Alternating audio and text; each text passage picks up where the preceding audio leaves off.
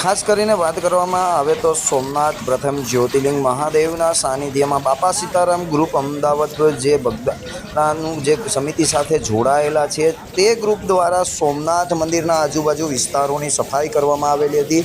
ખાસ કરીને જો વાત કરવામાં આવે તો અમદાવાદ બાપા સીતારામ ગ્રુપ દ્વારા અંદાજે 500 થી 600 લોકો જે છેલ્લા 35 વર્ષથી જે સોમનાથ મહાદેવની સેવામાં આવી રહ્યા છે, જ્યાં મંદિરના આજુબાજુના વિસ્તારોમાં જે મંદિરની સફાઈ કરવામાં આવી રહી છે, ત્યાર કરીને વાત કરવામાં આવે તો જે સોમનાથના આજુબાજુનું ત્રિવેણી મંદિર છે, ગીતા મંદિર છે, ભાલકા છે, ભીડિયા છે, પ્રાચી મોક્ષ ટીપડો જે કહેવાય છે, ત્યાં મંદિરની ત્યાં જે બાપા સીતારામ ગ્રુપ દ્વારા સફાઈ કરવામાં આવે છે। ખાસ કરીને જોવા જઈએ તો જે બાપા સીતારામ ગ્રુપ છે તેમાં નાના બાળકો, મહિલાઓ, વૃદ્ધો તમામ લોકો સાથે મળીને આ જે સોમનાથ મહાદેવની સફાઈ કરવામાં આવી રહી છે।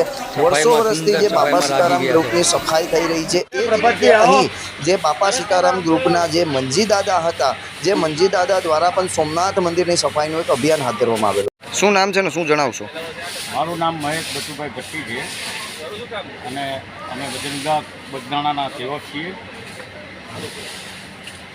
મહેશભાઈ, ખાસ કરીને શું કહેશો, કેટલા સમયથી સોમનાથ મહાદેવનું સાફ સફાઈમાં તમારું ગ્રુપ સર્કલ આવે છે, કેટલા લોકો જોડાય છે અને શું શું વ્યવસ્થા હોય છે?